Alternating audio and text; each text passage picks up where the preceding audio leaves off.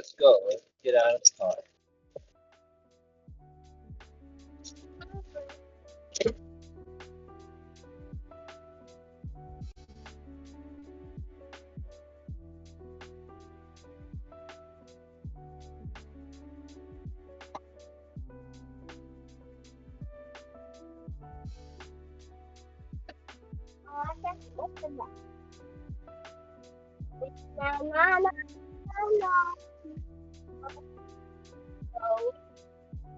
Read your nose.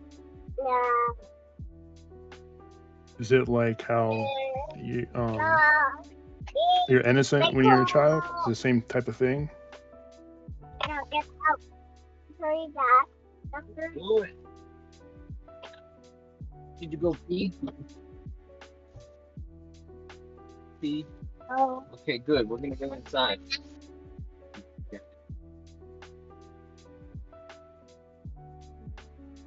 I just asked, is receiving him like a child, is it the same thing as like when you're a kid and you have the innocence of a child?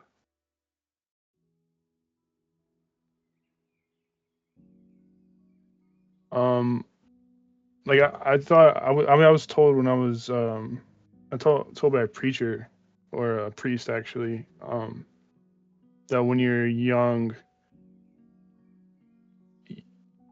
how do you say it? When you're young, it's you don't know if when you sin, or like you don't know you You don't haven't come to know the world. You don't yeah haven't thank become accustomed to the structures and the workings of the world. Yeah. right thank you. So it's not misleading you to assume anything about God from what you have learned about the world and the worldly things.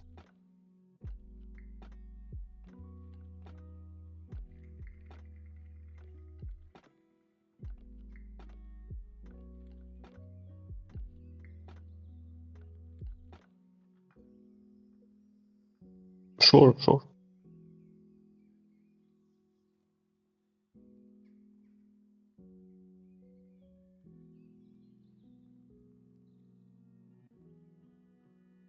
Makes sense to me.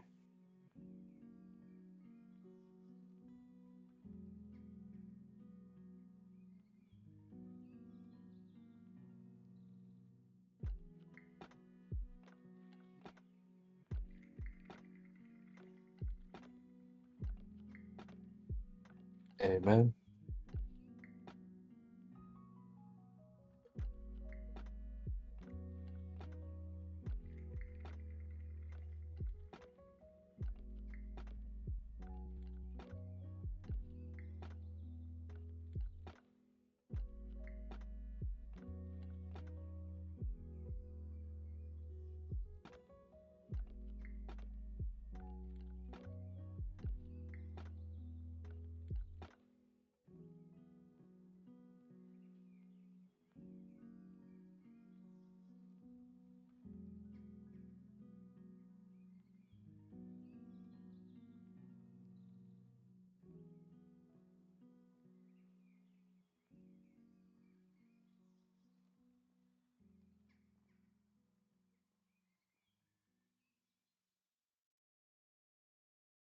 No, that doesn't make sense. Everyone's born with sin, right?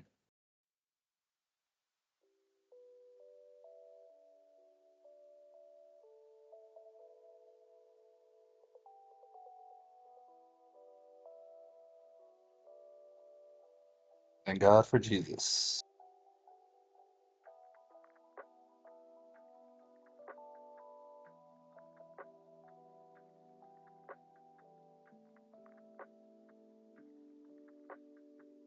Yeah.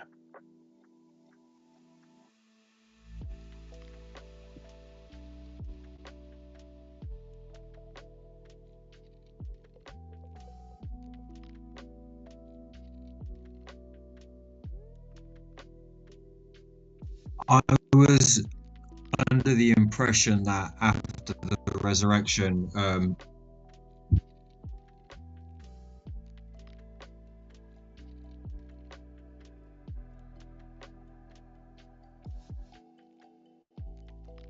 Cindy, your mic dropped out, I think, bud.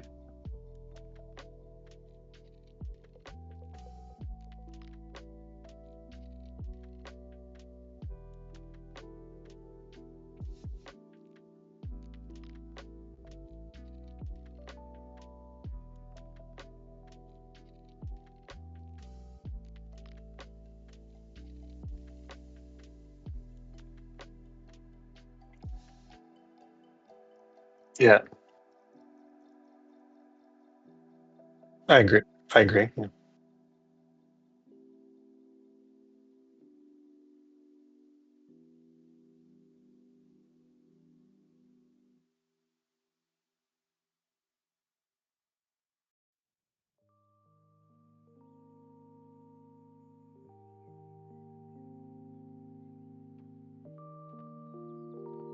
Could be both, maybe.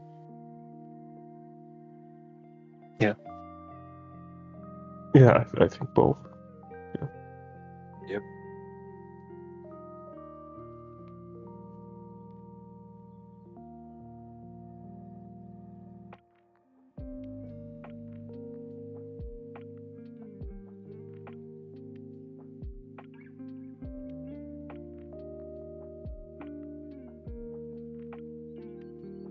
Absolutely. You wouldn't want to discourage a child from coming to Jesus or staying in Him. That's what I kind of see it at. You don't want to discourage their faith. You don't want to have them lose their faith or be See, turned away from Jesus, in my opinion. so one of the things that when I first started getting into the faith, I realized about that very sentence is when you type in on the internet, what does the Bible say about protecting children from deviant adults? And this is one of those verses that came up. So while, yeah, we can say it's talking about stumbling from faith, I kind of think it means to stumble from childlike innocence. So when a child goes from the world is this safe, amazing Garden of Eden, and then they go for the very first time, the sting of reality comes and zaps them into the physical world. That is taking away that's the stumbling. They've gone from childlike innocence to a worldly perspective. And I can't help but think the scriptures kind of tells us that the theft of innocence from someone is more damaging than the actual physical damage done, because the flesh body is, nothing in comparison, and someone can't undo themselves once reality is spilled into their cup. You can't take that out of them anymore. That's done, and yeah, that's kind of how I saw that phrase anyway. Yeah.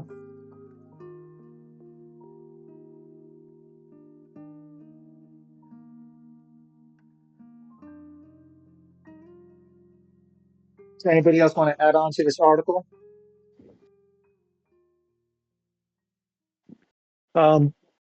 Just one thing. Paul said something about he used to think as a child, but he doesn't anymore. Can you kind of explain that, what that means?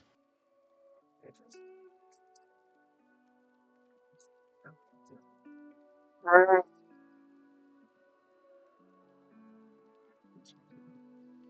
think it's pretty clear what it means, just don't be childish, be a man. Let's see what God questions has to say. Yeah, it's like when I'm ashamed, I can't remember who it is. But someone was living in their father's tent until they were 70, and then God was like, "Yeah, you're 70 years old, but I'm going to send you to work now." I think that's what it kind of meant, like, man up, get on with stuff. You know, you got a responsibility to fulfill. That makes sense.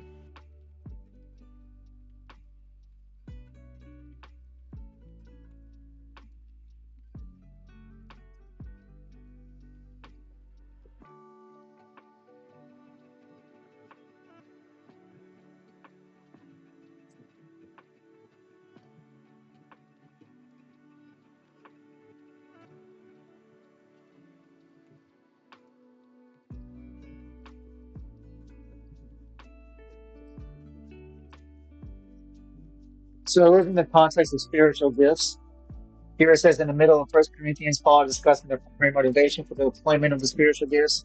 He tells us, when I became a man, I put away childish things. Up to this statement, Paul states, but where there are prophecies, they will cease. Where there are tongues, they will be still. Where there is knowledge, it will pass away. The time Paul writes this, there was yet a point in the future where when these gifts, prophecy, tongues, and spiritual natural knowledge would disappear. These three gifts involve further revelation. The need for further revelation will one day be set aside like a mature adult puts away childish things. So, when Paul states, when I became a man, I put away childish things, he is pointing to either the putting away of the revelatory gifts in light of the complete revelation in the Bible, or the completion of God's plan for his children. In any case, when the complete comes, partial will disappear. This does remind me of a verse, a couple of verses where it talks about God completing our faith and making us perfect. Now, what you guys believe about perfect might be different to what the Bible describes as perfect, but there are plenty of verses where God is perfecting us. Um, and I guess the better word to replace perfection with is to be completely mature.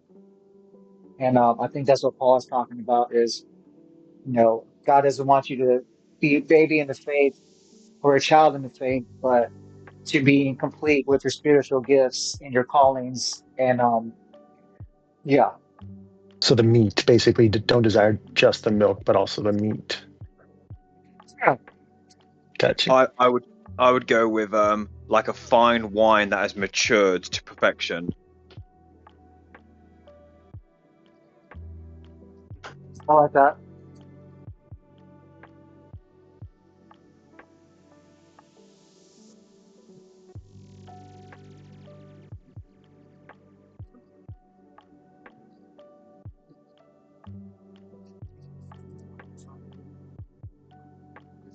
Does anybody else want to add on, or